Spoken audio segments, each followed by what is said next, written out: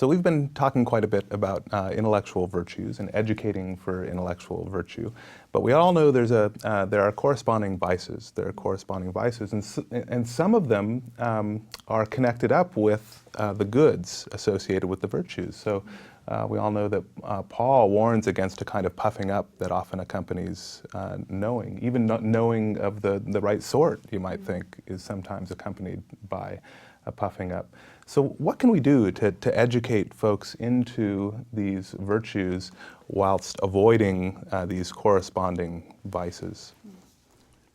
If you're looking for a sort of large programmatic answer to that question, I think that what the John Templeton Foundation is doing in promoting the kind of schools that Jason has founded and calling public attention to the whole issue of vices, actually virtues, but then because of that also vices, is a wonderful place to start.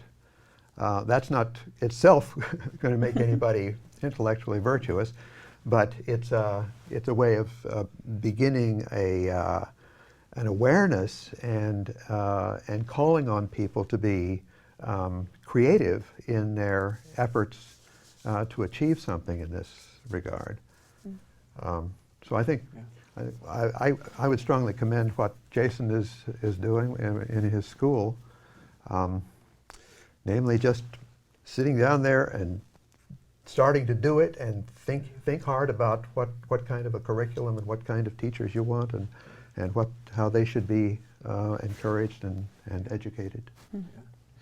This is some ways more general, but also maybe a little bit more narrow. I think if you think that as human beings we're disposed more than we ought to be toward considerations of power or selfishness, right? Then it's unsurprising that even something good like knowledge and understanding, something that has power associated with it, right, might be mishandled and misused, that it might puff up, right, and that it might, be used to harm or marginalize others. And if you think that's kind of our orientation, then certain virtues become really important to focus on and think about. And I think, just in my experience thinking about these things and in some of the educational applications that Bob mentioned, I'm increasingly struck by the importance of intellectual humility. And we think about these things a little bit differently, but on my view, if I'm intellectually humble, I'm going to be alert to, and I am going to be willing to acknowledge or to own my intellectual limitations and weaknesses. I'm not going to be defensive about them. I'm not going to be arrogant or prideful, right? I'm going to be willing to say I don't know when I don't know, or I'm going to be willing to say that was a mistake, right?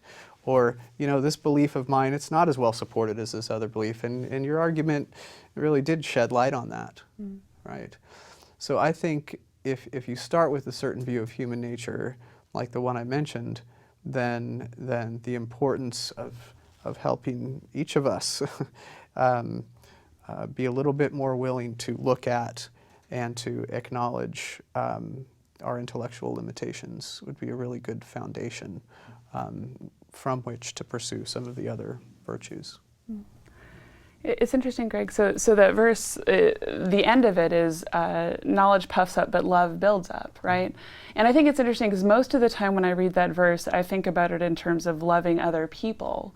But I actually think the right kinds of love of knowledge, as opposed to, so there's this love of knowing, which actually ends up being a love of self, right? I love being the one who knows.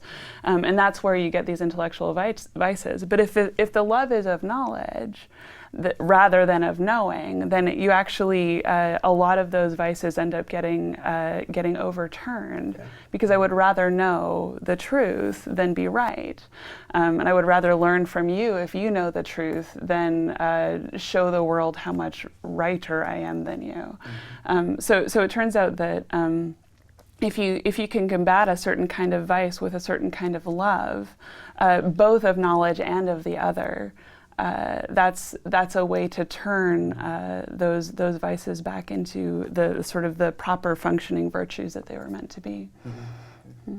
It's great, and I love the idea of ending on love, because it gets back to the relational aspect of it as well. I think so often part of why we are defensive and do what we can to either hide from ourselves or hide from others the limitations of what we know or of our beliefs or of our abilities is a sort of fear of not being accepted, right? And so if I'm thinking about these things in connection with other people and wanting them to pursue the epistemic goods in a deeper way, I think that, you know, I want my students to admit what they don't know, right, and to take responsibility for that. I think doing that in the context of love for them is critical.